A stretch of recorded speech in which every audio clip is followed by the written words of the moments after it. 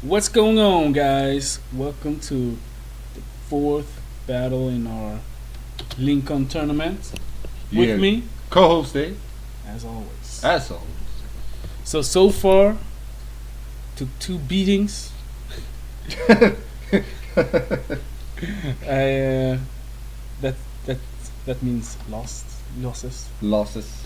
Heavy losses. And I finally got a win against a mirror matchup, Highborn Elves. You did quite well there, didn't you? Yeah, like a 16. Yeah, that's a good. Something That's like good. that. That's good. Something like that. So going into this game, I'm still feeling a bit scared, A bit nervous. a bit nervous. So I'm like, okay, I was confident, played aggressive, and I lost. So I'm gonna keep playing safe. Good tactic. Also, this is like the second time. I was about to say who the army I faced, but let's not forget about the music. No, we won. Ah, fuck, I missed that. God damn it, Dave.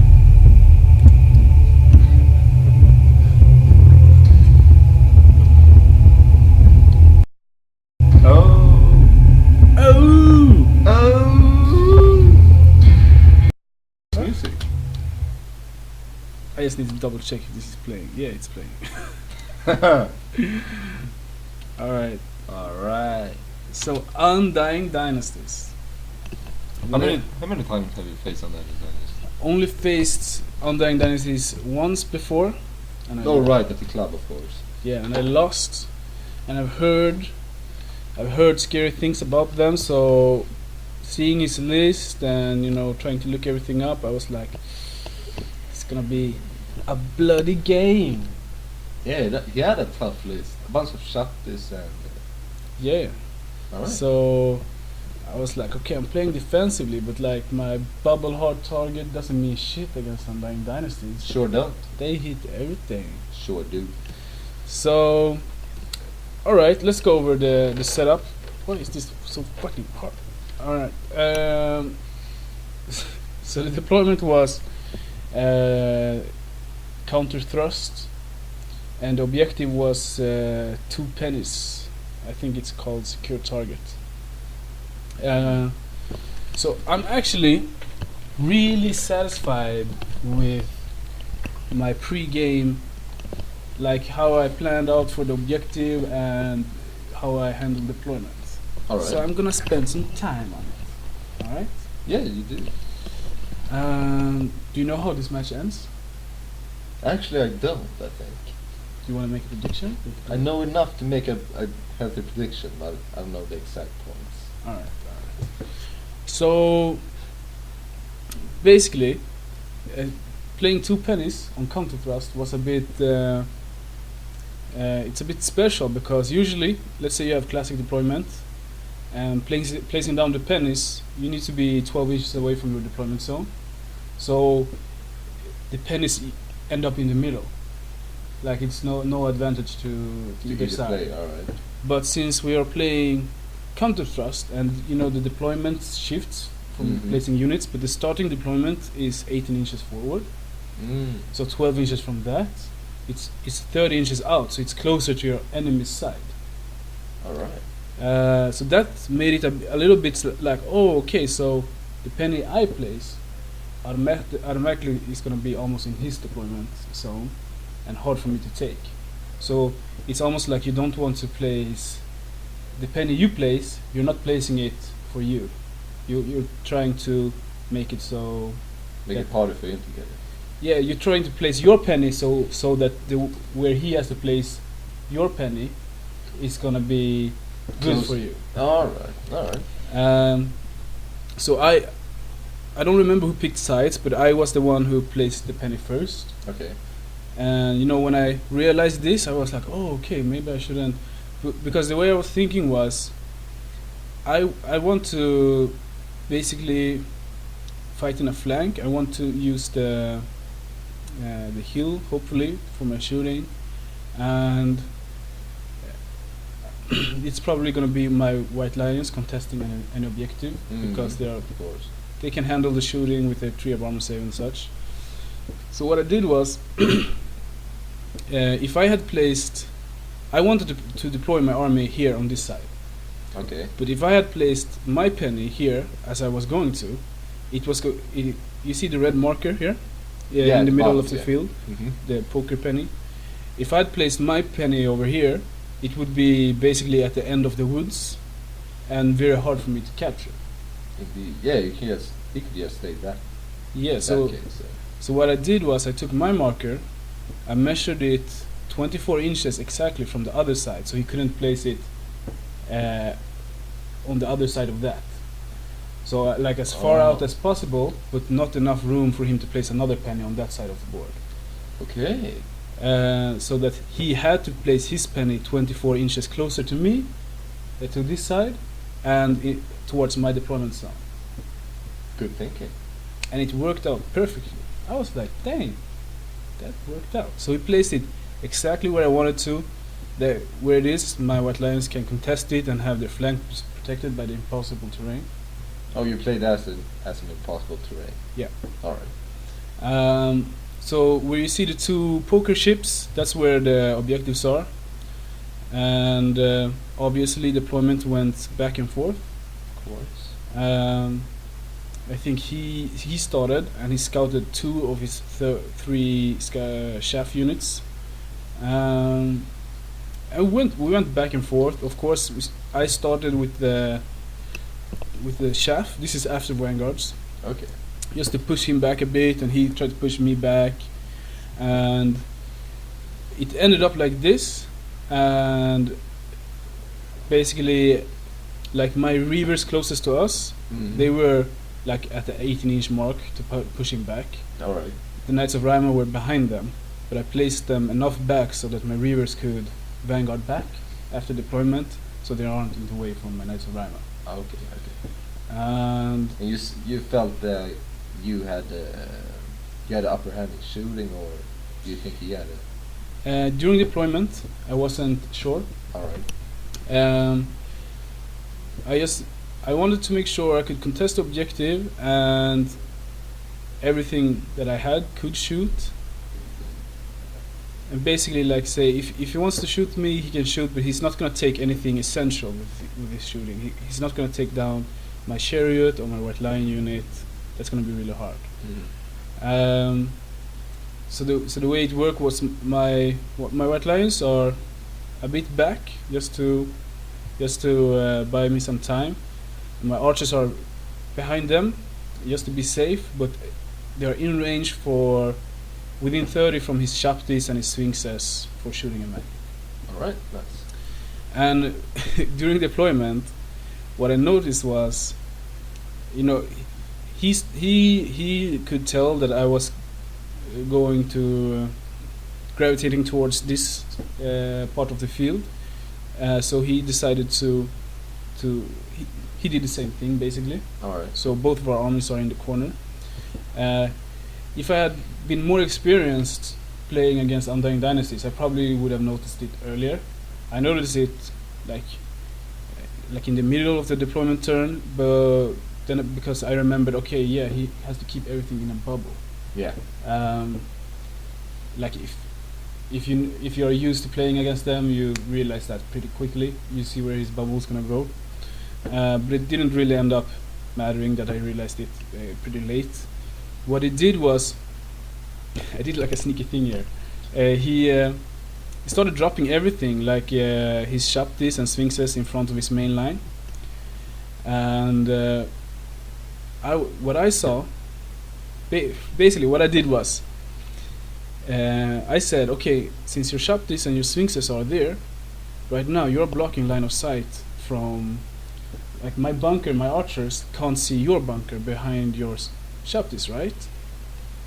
Because you're blocking line of sight. And he was like, yeah, that's correct. Small, medium, small, it's blocking.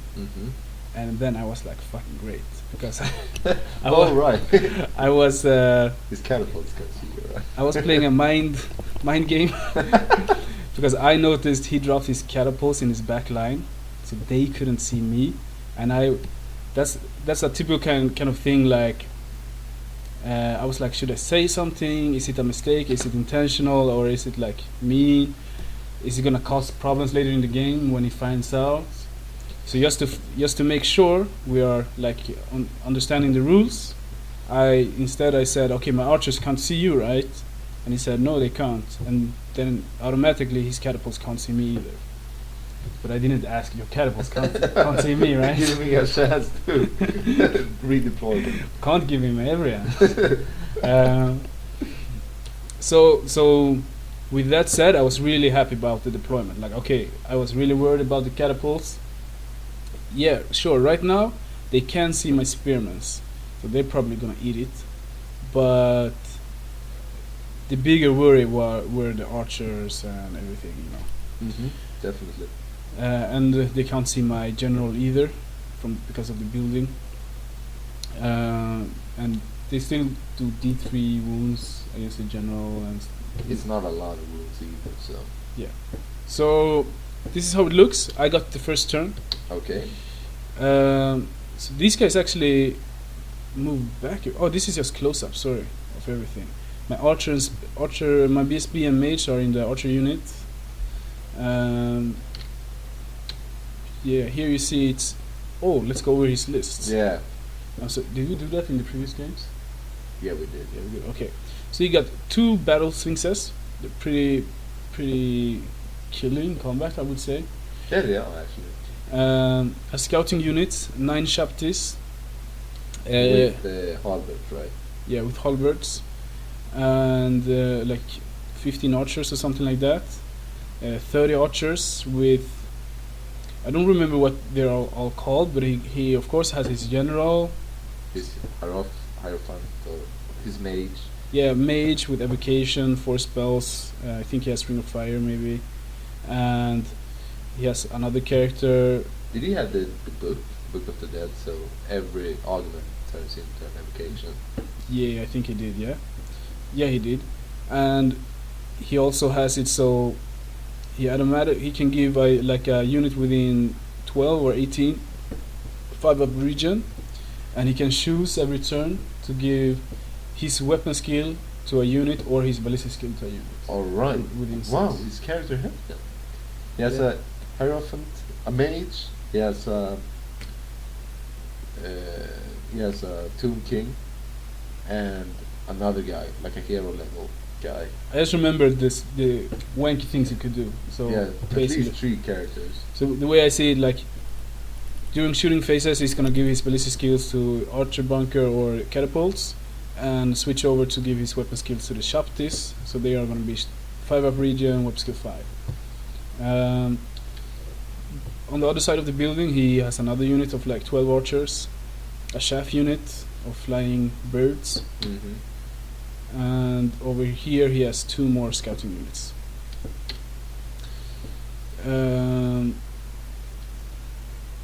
Yeah, this is just pictures of the markers. So going into my movement phase, these guys swift reform, move 5 inches. My thinking is they are going to hide behind a piece of impossible terrain. They can still be seen by the catapults. Mm-hmm. So this turn they are just trying to secure so the chaff can't march. Nope. Just don't run behind my lines and attack my bolt throwers. Buys me some time to get rid of them, and then they're gonna hide. And until the late game, basically, they're gonna run and contest that objective. Mm-hmm. My chaff unit here just positions to help out against his chaff if it's needed. I move up my red lines to contest the marker. Right away. All right. So I move up a bunch, and the same way with my general. And without charge ranges, but if he moves up, it's gonna open up some charges if I want to. I decide not to move up with my archers because they are in range from everything they need to be. Mm-hmm. And my Knights of Rhyme actually back up a bit. They have no rush. Okay. This is actually after magic and shooting and everything. Okay. So between my magic and shooting, I got away his scouting unit that was there in the woods in front of the Shaptis. Mm-hmm. I took 2 wounds on one of the sphinxes, and I also you see that blue round thing snoozet in the woods. Yeah. Do we have a clear picture? Yeah, I see it in front of his Shaptis. In front of his Shaptis, you see like a blue thing. That's the immolation spell. So if he moves up, he's gonna take area strike 4, strength 4. So 9 hits on the Shaptis. Alright. So going into his turn 1, starts his movement. He drops he decides to he puts his regeneration on the Sphinx that I already took 2 wounds on. Okay. Move up his archers a bit. Yeah, this is just a close-up of using my immolation spell and the 2 wounds I took on him. And yeah, a lot of close-ups. Yeah, he's turn 1. So after movement, it looks like this. He moved up really aggressively. Alright, he moved up his Shapti through the innovation spell. Yeah. Here, this is before we took the damage, but basically he took 3 wounds from it, I think, so he loses 1 Shapti. And he moved up really aggressively, as you can see. I was a little bit surprised.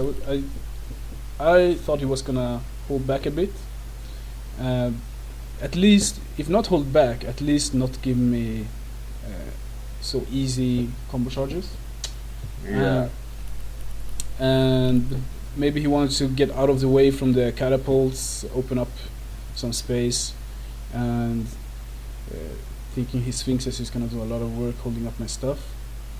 I think so far I don't remember what his magic did. If he basically he can't use there's something about the evocation attribute that it can't be used on the sphinxes. They have some special rule, but he can cast evocation on one of them. Like he can regain 1 wound back, but not more than that. That's the way he explained it to me. All right. I don't remember exactly how. And looks like this. I'm trying to see if he shot or did anything here. Moves around with his scouts a little bit, so they can still shoot me, every one of them. His chef jumps up here. Okay, here he casts some form of spell, kills or this might be shooting as well. He kills 3 white lions. Catapult shoots. Misfires, yeah, good catch. Other catapult shoots. Hits the spearman. Kill like 6 guys. They flee. So they stand where you see them. And yeah, going into my turn too. Here I forgot. He shoots. Kill some more. Now it's my turn too. So basically, what I did, he did a mistake here. You sure did. When he gave me the, well, he did a couple of mistakes here. First of all,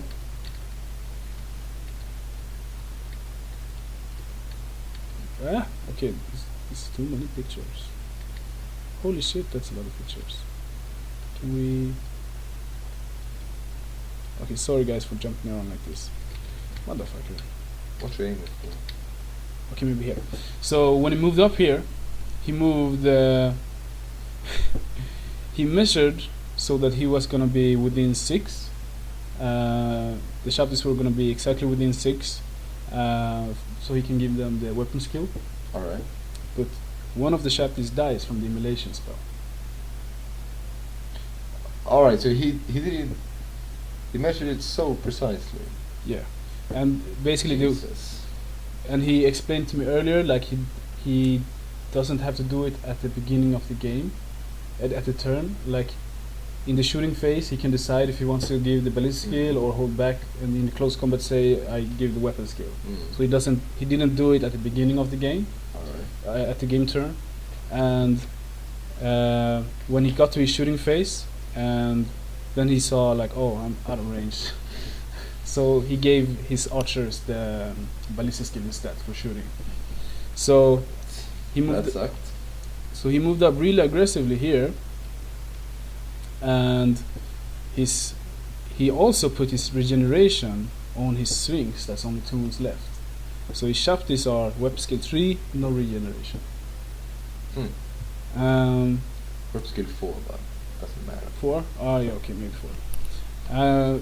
And he was thinking like he placed one of his Sphinxes not that far away from me. It was like maybe I needed to roll a 6 or 5.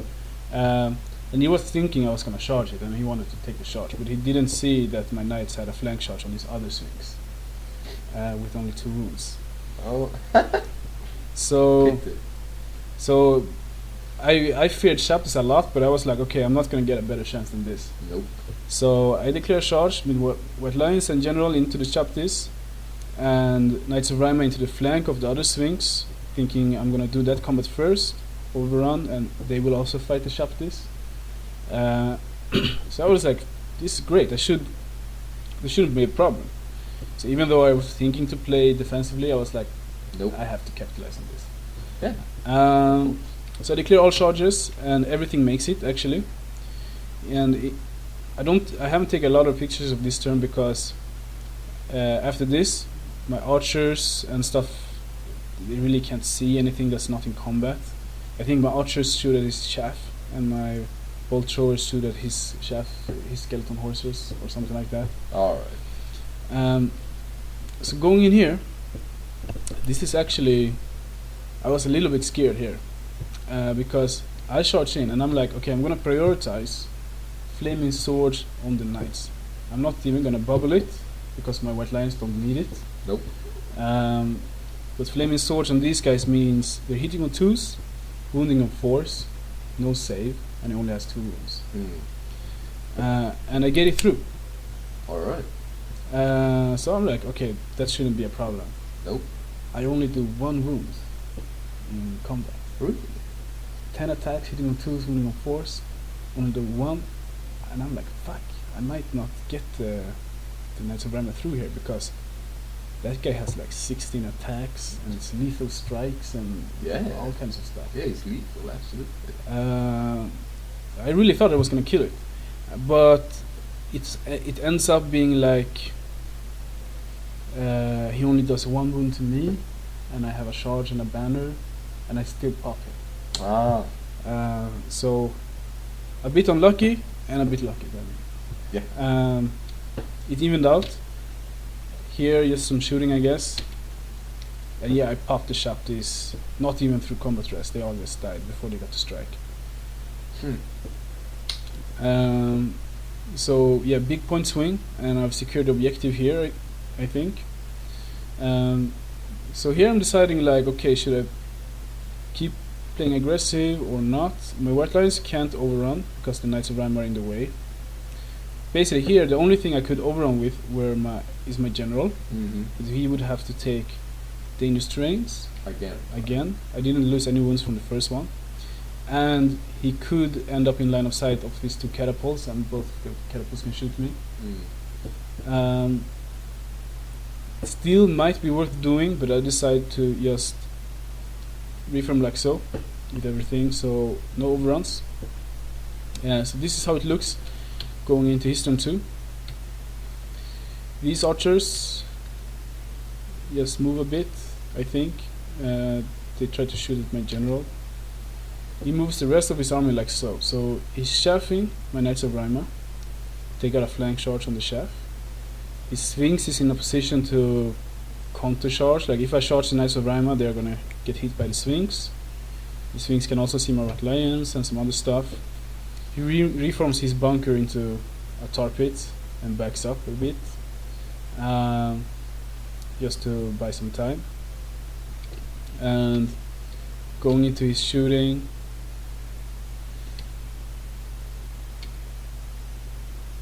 what are we seeing here? Yeah, now he's shooting at my archers, kills a bunch, they pass their panic. I think I killed this chef, and I killed the chef, nothing else. Going into my turn, so this is how it looked going into my turn. And I absolutely could have pushed. The way I see it right now is I have a secure win. I could push for the 20. and I haven't really lost anything. Like I took away the Shapti was the big threat. Yeah. But I tried to plan it in my head, and I was like, okay, odds are it probably would work. Charge my Knights of Rhyme in the flank of the shaft, push up the White Lions and the Chariot. He has one turn to charge his Sphinx into my Knights or into my White Lions, stop something of them. The Knights he could probably take, the White Lions we would just stick there and grind it out. One turn to shoot with his catapults at my general, then I would charge into him and it would get messy.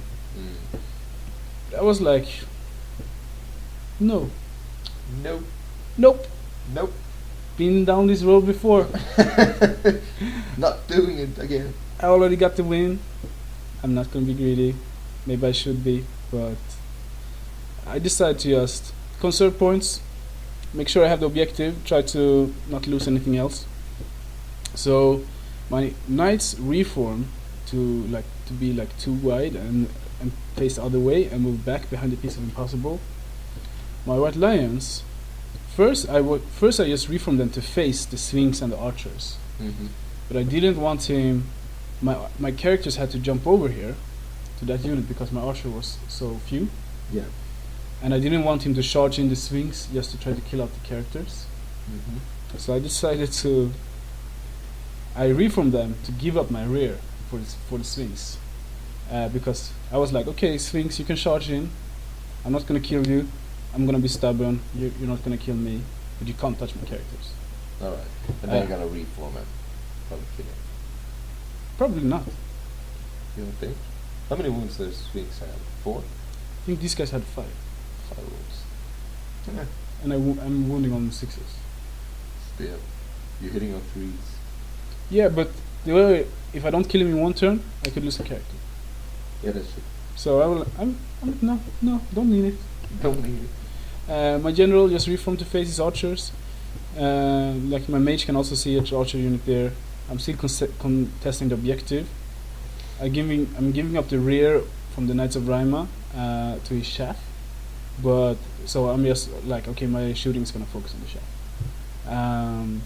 Just to make sure. Looks like this. And still got the objective. And yeah, nothing special here. A little bit of shooting on his shaft and I killed a couple of archers also. I wanted to make sure. I just wanted to kill a couple of archers because if they charge like the rear of my White Lions, try to like break my steadfast or do some weird stuff, I was like, I've been down that road also. I'm not gonna do it. Not gonna do it. Just playing crazy safe. So going into his turn, he decides just to like, okay, I'm not gonna push. I'm just going to try to get some points. So he's focusing everything on my archers, and he managed to kill them. He also panics a unit of Reavers. So one of those Reavers are dead. The other one is just fleeing, and the game's end. Did you give up or you stood there a couple of turns? We stuck there a couple of turns, and we didn't have time to finish 6 turns. All right. But basically, around turn 4 or something, we were like, okay, we're gonna play one turn. We both knew how many turns we had, so that also played in a little bit. Like, if I had tried to push, he would have a chance to kill me, and I don't know if I would have had enough time to capitalize on that, because I would have to have another turn of charging and grinding down the units and everything. But it ended up, he got the archers, and I think it ended up like a 16-4. I got the objective, and like maybe I thought like 1,000 points in swing or something, 800 points in swing. All right. Something like that. So like a 16-4 to me. Good win. It was a fun game actually. All right. Yeah. What do you think? Yeah, I think I wouldn't say the right move in not capitalizing on you killing the Shapti so early. You could have pushed up, but I get your reasoning behind it, and I would probably do the same. My opponent also said he thought I was playing too defensively. So I get the point, but in my head I was like, You had your 16-4. It could have been a 20-0, but on the other hand, it could have been a 10-10 also. Yeah. Weird shit could have happened. Like, yeah, you never know. So a 16-4 is still a very good win. thank you. All right. How did your game 4 go? I was facing Orc and Goblins, another guy who stole his list from DTC, one of the DTC guys. We drawed a 10-10.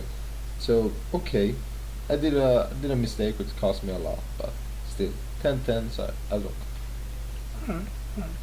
So far, for me, I lost my both 2 games big. Like a, don't remember exactly, but a 14 or 15, 16 points victory in game 3, and the same thing here. I know by now I'm at 31 points. That much I know. Alright. And you're ahead of me. You're at like 40 or something. Yeah, 18, 14, 10. So So 42. I'm still like, okay, at least it's not going terribly anymore. At least I'm average. A little bit below average still, just because I lost so hard first 2 games and I won small. But I'm feeling better. I'm starting to building up my confidence again. Yeah. So hope you enjoyed. Next game is gonna be the last one.